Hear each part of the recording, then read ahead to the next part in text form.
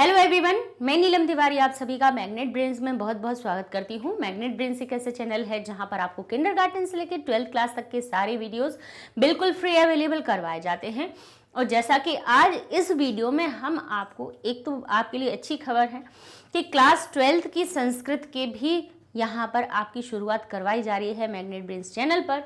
और इसी के साथ में ये जो वीडियो हम बनाने वाले हैं इसमें हम क्या डिस्कस करेंगे, संस्कृत का भी जो इलेक्टिव आपके लिए बुक है, कौन सी, शाश्वती, उसके हिसाब से टर्म 2 एग्जाम में क्या सिलेबस आपका रहेगा उसका ओवरव्यू हम इसमें देखेंगे। और साथ साथ में सिलेबस के ओवरव्यू के बाद हम एक मास्टर प्लान भी बनाएंगे इसी के साथ इसी वीडियो में, जिसमें कि हम ये देखेंगे कि हमारे पास भाई टॉपिक कितने हैं और उनके किस प्रकार से प्रश्न पूछे जाएंगे और कैसे हम उनको अपने दिनों के हिसाब से हम उनकी पढ़ाई कर पाएं। ठीक है, तो चलते हैं। सबसे पहले हम देखेंगे कि संस्कृत जो इलेक्टिव शाश्वती जो आपकी बुक है उससे जुड़ी हुई कौन कौन सी चीज़ें आपके टर्म 2 की वार्षिक परीक्षा में आने वाली हैं। तो यहाँ लिखा है एक्शिकम, कोड नंबर आपकी 022 है, आपकी कौन सी, शाश्वती का।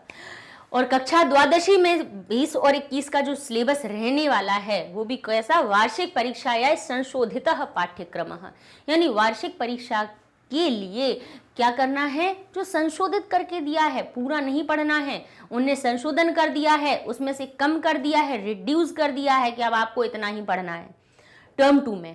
तो क्या क्या आएगा, जिसमें कि जो प्रकार रहेगा आपके प्रश्न पत्र का वो रहेगा वर्णनात्मक प्रश्न जितने भी आएंगे वो वर्णनात्मक होंगे।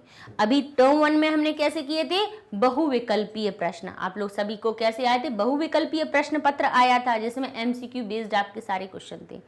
यहाँ पे आपको वर्णनात्मक आएंगे। तो सिलेबस के हिसाब से हम देख सकते हैं कि हमारा जो पहला प्रश्न बनेगा आपके प्रश्न पत्र का, आपके क्वेश्चन पेपर का जो पहला क्वेश्चन आएगा वो आएगा एक अपठित गद्यांश, यानी पहला जो भाग होगा उसका नाम होगा अपठित अवबोधन।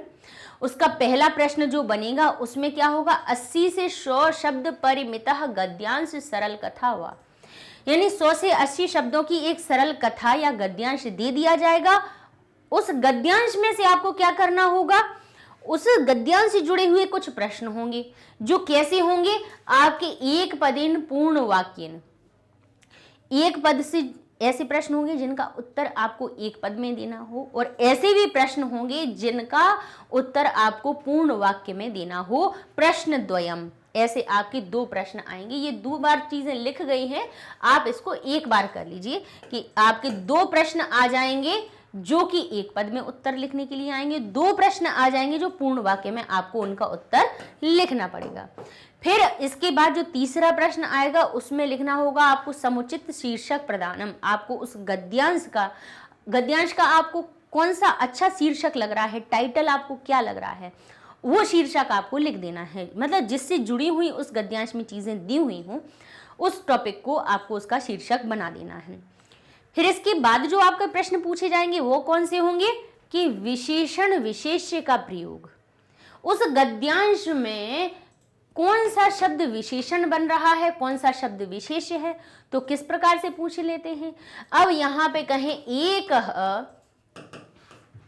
जैसे हम आपको एक वाक्य का उदाहरण दिए देते हैं, लिखा हुआ है एक बालकः पठति। अब यहाँ पे हमने एक बिल्कुल साधारण सा वाक्य बनाया इसलिए कि जिससे कि आपको थोड़ा सा समझ में आ जाए। ठीक है, यहाँ लिख दिया कक्षायाम, कक्षायाम यानी कक्षा में एक बालक पढ़ता है। ठीक है, अब इसमें ये आपसे पूछ लेंगे कि बालकः इति विशेष्य पदम या बालकः इति विशेष्य पदस्य, यानी बालक जो विशेष्य पद है उसका विशेषण पदम किम, उसका विशेषण पद कौन सा है, तो आप कहेंगे एकः, यानी बालक कितना है, एक। संख्यावाची शब्द भी विशेषण बनते हैं।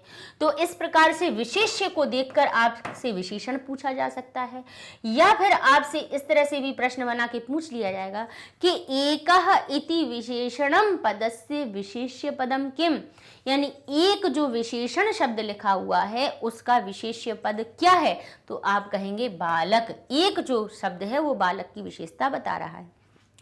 इस तरह से ये आपका पहला प्रश्न हल किया जाएगा। और कैसा प्रश्न आएगा, कहेंगे पर्याय विलोम पर। अब कह देंगे ये, अब यहां पे लिखा होगा अनेकः इति पदस्य विलोम पदम किम प्रयुक्तम अस्मिन् गद्यांशे। इस गद्यांश में अनेक का विलोम पद यहाँ पे कौन सा प्रयोग किया गया है, तो आप बता देंगे कि एकः। ठीक है, तो एक आपका वो हो जाएगा भाई क्या, यहाँ पे आपका पर्याय विपर्याय बन जाएंगे। इसी तरह से आपको भाई कक्षायाम, कक्षा में, बालकः, अब कहेंगे बालक का हमारा भाई पर्याय क्या हो सकता है, विपर्याय क्या हो सकता है, तो आप बता देंगे कि बालक को बाल भी कहते हैं, है ना, बाल शब्द से भी हमारा बालक का बोध हो जाता है। तो इस तरह से आपको एक पद दे दिया जाएगा और कहेंगे बताइए इसका पर्याय इस गद्यांश में कहाँ आया है, इसका विलोम पद इस गद्यांश में क्या आया है। अब ऐसे ही एक प्रश्न बनता है आपका कर्तृक्रियापदम चयनम। अब यहाँ पे ये लिखा है कक्षायाम एकः बालकः पठति, यानी कक्षा में एक बालक पढ़ता है। अब यहाँ कह देंगे, आपसे प्रश्न पूछ लिया जाएगा कि बालकः इति कर्तृपदम क्रियापदम किम।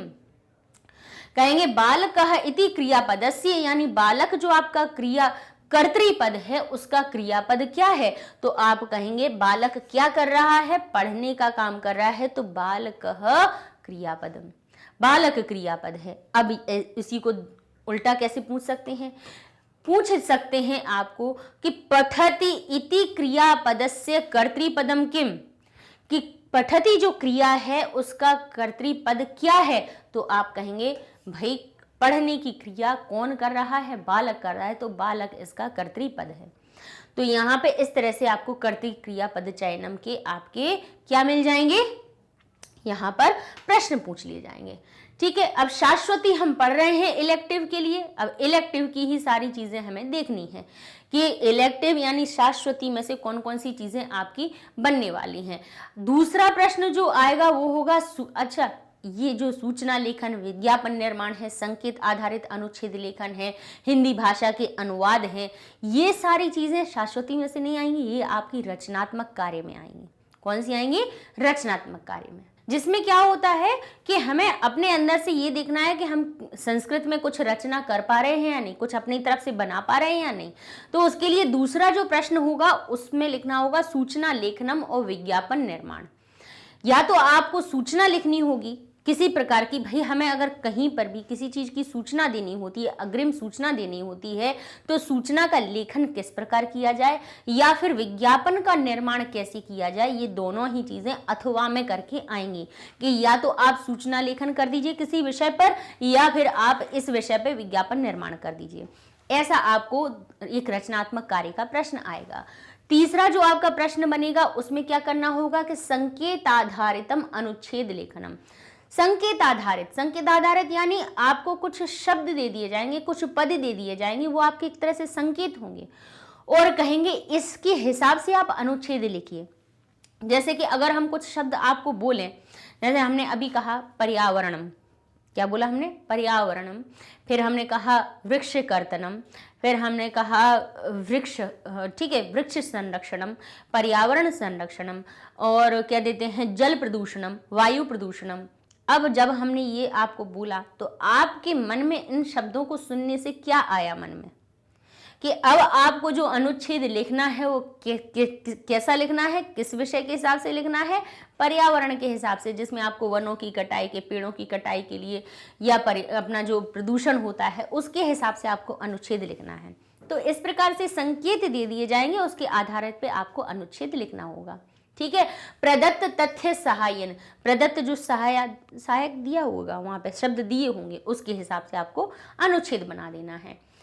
चतुर्थ प्रश्न बनेगा, उसमें क्या होगा, हिंदी भाषया आंग्ल भाषया वा का मतलब होता है या, हिंदी या अंग्रेजी में लिखे हुए 5 सरल वाक्यानाम संस्कृत भाषया अनुवाद। उन 5 सरल वाक्यों को हिंदी और अंग्रेजी में आपको वाक्य दे दिए जाएंगे 6-7, उनमें से जो 5 आपको सरल अच्छे लग रहे हों उन वाक्यों का संस्कृत में अनुवाद कर देना। ठीक है, संस्कृत अनुवाद हो गया। अब चलते हैं 5वें प्रश्न पर। अब इसमें क्या करेंगे आप, इसका जो 5वां प्रश्न होगा, गद्यांश अधिकृत अवबोधनात्मक कार्यम, यानी गद्यांश से जुड़े हुए आपके अवबोधन कार्य आएंगे। अब आप कहेंगे गद्यांश के तो पहले ही आएगा, वो था आपका अपठित गद्यांश, और ये होगा आपका पठित गद्यांश, यानी पढ़े हुए पाठों में से गद्यांश आएगा। कौन कौन से पाठ आएंगे अभी अपन देखेंगे कि कौन कौन से पाठ आने वाले हैं टर्म 2 में। उस टर्म 2 के लिए हमें कौन कौन से पाठ पढ़ने हैं, वो 3-4 पाठ में से गद्यांश का जो पाठ होगा उस, अच्छा पूरा पाठ नहीं दिया होगा। गद्यांश का मतलब क्या होता है, गद्य का अंश, यानी छोटा टुकड़ा, छोटा सा टुकड़ा दे दिया जाएगा, और उस गद्यांश में से ही आपसे इस प्रकार के प्रश्न पूछ लिए जाएंगे कि इस प्रश्न का एक पद में उत्तर दीजिए, इस प्रश्न का पूर्ण वाक्य में उत्तर दीजिए। 2 प्रकार के प्रश्न बनेंगे गद्यांश से जुड़े हुए। ऐसे ही पद्यांश से जुड़े हुए ही 2 प्रकार के प्रश्न बनाए जाएंगे, एक पदेन उत्तर वाले प्रश्न और पूर्ण वाक्य वाले प्रश्न। ठीक है, नाट्यांश से भी ऐसे ही बनेंगे, जो आपके 3-4 पाठ उनने निर्धारित किए हैं। अब अपन देखेंगे कि कौन कौन से किए हैं। फिर 8वां जो हमारा टॉपिक आएगा, या 8वां जो आपका प्रश्न आएगा, वो होगा भावार्थ लेखनम, यानी, और उसमें भी क्या होगा कि मंजूषा पद, कहते मंजूषा में जो पद दिए हैं उनकी सहायता से भावार्थ पूरित्वा लेखनिया, उस भावार्थ को पूर्ण करके लिखना है आपको। ठीक है, अन्वय आ जाएगा, अन्वय के लिए भी उन्होंने श्लोक देंगे और कहेंगे इसका अन्वय लिखिए, और अन्वय भी लिखना कहाँ से है, कहेंगे मंजूषा सहायता, मंजूषा में दिए हुए हैं, मंजूषा में शब्द दिए होंगे, क्रम आगे पीछे होगा, उनमें से हमें समझ के श्लोक को पढ़ के उसका अन्वय और भावार्थ लिखना है। उसके लिए भी मंजूषा दी रहेगी, जिसमें कि आपके सहायक शब्द दिए होंगे। इस तरह से 9 प्रश्न आने हैं आपके, ज़्यादा आने नहीं है शाश्वती में से। अच्छा, कौन कौन से शाश्वती में से आएंगे, 5, 6, 7, 8 और 9, ये 5 जो प्रश्न हैं वो आपकी शाश्वती, भास्वती है अपनी कौन सी, कोर वाली। कोर में जो कोर वाले बच्चे जो पढ़ रहे हैं, उसमें मेन बुक जो ली हुई है उसमें भास्वती का चल रहा है, लेकिन जिन्होंने इलेक्टिव में संस्कृत को चूज किया है, जिनने अपने लिए इलेक्टिव संस्कृत को लिया है, ऐच्छिक संस्कृत को लिया है, उसके लिए उन्हें शाश्वती का द्वितीय भाग पढ़ना है। और उस द्वितीय भाग को भी पूरा नहीं पढ़ना है, कितने पाठ पढ़ने हैं, केवल हमें 5 पाठ। कौन सा, विक्रम सौदार्यम, कार्यम व साध्येयम, देहम व पात्येयम, उद्भिज परिषद, योगस्य वैशिष्ट्यम और कथम शब्दानुशासन कर्तव्यम, ये आपके 5 पाठ आएंगे। यानी 7वां, 9वां, एकादशमः, इधर सही लिख लीजिए, 11वां पाठ, 13वां पाठ और 14वां पाठ, ये वाले 5 पाठ आएंगे, जिनमें से आपके 5 प्रश्न बन जाएंगे। ठीक है, अब चलते हैं थोड़ा सा मास्टर प्लान को देख लेते हैं। ठीक है, कि हम अब किस तरह से अपनी पढ़ाई को करें, थोड़ा सा इस चीज़ को भी देखेंगे हम। तो देखिए, अपन पहले करते हैं कि हमारे पास दिन कितने बचे हैं, किस तरह से हम तैयारी करें। तो एक तरह से अपना अनुमान लगा लेते हैं कि अपन को 3 महीने मिल रहे हैं। 3 महीने पूरे नहीं मिल रहे हैं, 2 महीने हमारे पास पूरे हैं, और मार्च में जितने मिल जाएं वो अपने CBSE के ऊपर डिपेंड करता है। तो हम क्या कर सकते हैं कि रीडिंग, रिवीजन और प्रैक्टिस, ये 3 चीज़ें ध्यान रखेंगे हर एक टॉपिक के लिए। और मंथ देखेंगे हमारे पास कौन से हैं, जनवरी है, फरवरी है और मार्च में, जितने हमें एग्ज़ाम के आने तक मिल जाएं उतने। ठीक है, तो हमने एक अपना मोटा मोटा हिसाब लगाया कि 31 दिन तो अपने जनवरी के हैं अपने पास, 28 दिन है फरवरी के, और मार्च के मान लेते हैं कि अपन को 10-11 दिन मार्च में मिल जाएंगे। तो इस हिसाब से 70 दिन बनते हैं अपने पास। कितने बन जाएंगे, 70 दिन। अब 70 दिन बन रहे हैं, और टॉपिक हमारे पास कितने हैं, 9 टॉपिक हैं। गिने चुने कितने हैं, 9 टॉपिक हैं। 9 में भी अगर अथवा वाले को अलग कर दें तो 10 बन रहे। ठीक है, क्योंकि उसमें हमारा जो सूचना और विज्ञापन, ये 2 चीज़ें हैं, इनको अगर हम अलग अलग कर दें, तो अगर अलग भी करें तब भी 10 टॉपिक, और हर एक टॉपिक के लिए अब हमारे पास मिल रहे हैं। देखिए कौन कौन से टॉपिक हो गए, अपठित गद्यांश हो गया, सूचना विज्ञापन हो गया, अनुच्छेद हो गया, अनुवाद हो गया, ठीक है, गद्यांश हो गया, पद्यांश हो गया, नाट्यांश हो गया, भावार्थ हो गया और श्लोक अन्वय। 9 हो गए, और दिन है हमारे पास कितने, 70। अगर 10 टॉपिक, इन 70 दिनों को अगर हम 10 टॉपिक में डिवाइड करें तो हमारे पास मिल रहे हैं 7 दिन मिल रहे हैं हर एक टॉपिक के लिए। लेकिन यहाँ कितनी अच्छी बात है कि यहाँ 9 की जगह, यहाँ पे 10 की जगह यहाँ पे टॉपिक आपके केवल 9 ही हैं। अब हम मान लेते हैं कि चलिए हमारे पास ये 2 8वां में टॉपिक हैं, तो इसको अलग अलग कर दें तो 10 टॉपिक हो रहे हैं, यानी फिर भी हमारे पास हर एक टॉपिक को पढ़ने के लिए हमारे पास 7 दिन मिल रहे हैं। 5 ये हमें किसके लिए पढ़ने हैं पाठ? इन 5 चीज़ों के लिए। ये 5 टॉपिक हमें, इन 5 में से हम आधा प्रश्न पत्र हमारा यहाँ से पूरा हो जाएगा। 4 में अपनी रचनात्मक चीज़ें होंगी। ठीक है, अब इसको थोड़ा सा डेट वाइज प्लान कर लेते हैं कि अपन कैसे पढ़ सकते हैं। कि जैसे मान लीजिए 1 से 7 जनवरी तक का टाइम आप अपठित गद्यांश को दे दीजिए। ठीक है, अब क्या करना है, अपन ने इनको 9 ना करके 10 कर लिए। सूचना लेखन और विज्ञापन लेखन को भी 7-7 दिन दे दिए। 7 दिन में अभी तक नहीं पढ़ा कोई बात नहीं, अभी भी हमारे पास समय है, हम आराम से पूरी तैयारी कर सकते हैं। कि हम 8 से 14 तक जनवरी तक दे दीजिए कि 7 दिन में हम सिर्फ सूचना लेखन ही पढ़ेंगे। सूचना लेखन किस तरह से बनाए जाए उस तरह से बनाइए। फिर विज्ञापन निर्माण किस तरह से करना है उस तरह से 7 दिन दे दीजिए।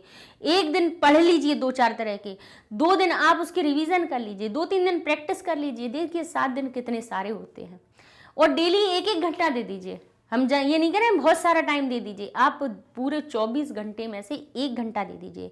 बाकी सब्जेक्ट्स के भी आप ऐसे ही प्लानिंग कर लीजिए। कहीं का भी 1 घंटा ले लीजिए। जो संस्कृत के लिए सुबह का डिसाइड कर लीजिए कि सुबह 6 से 7, 7:30 तक हमें पढ़ना है।